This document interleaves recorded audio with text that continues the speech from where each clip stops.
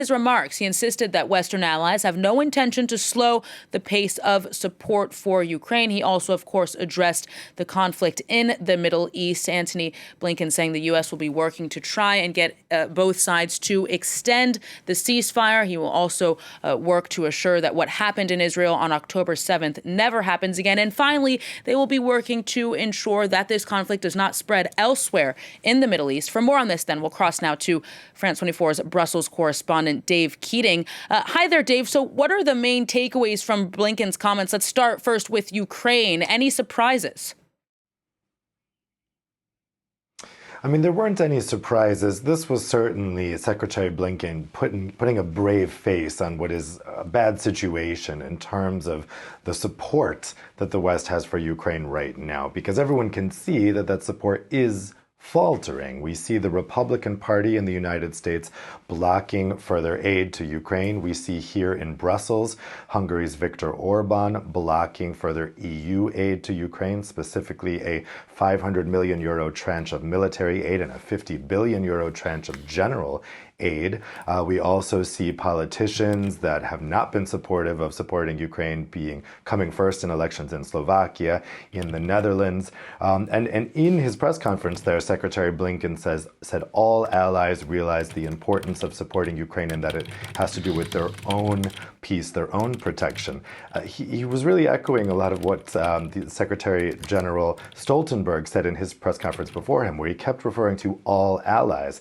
But everyone can see that all allies don't agree with that. Just yesterday, we had the Hungarian foreign minister, while he was here in Brussels at this meeting at NATO, saying publicly, casting doubt on Ukraine's aspirations to join NATO. Certainly, Hungary does not support continuing to support Ukraine.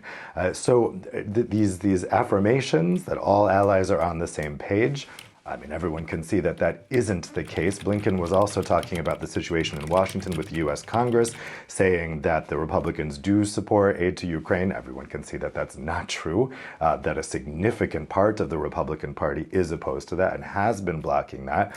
And the fact that we didn't get any major announcements today of new support is worrying, because yes, they can say all of these words, that they're on the same page, but everyone can see that they're actually not, that there are significant divisions within countries on this subject. Those divisions are increasing, and we didn't get any major announcements today. Now, the meetings have, of course, been focused on Ukraine, Dave, but it's obviously impossible to avoid the war in Gaza. The U.S. Secretary of State, of course, is set to return to the Middle East this week once his tour in Europe is finished. So what did he say about what's happening there? Yeah, the Gaza war was not on the agenda for this NATO summit. It's not necessarily a NATO issue, and Secretary General Stoltenberg didn't have very much to say about it in his press conference. However, it was inevitable that Secretary Blinken would be asked about it at his press conference, and in fact, actually, he proactively talked about it when he started talking there.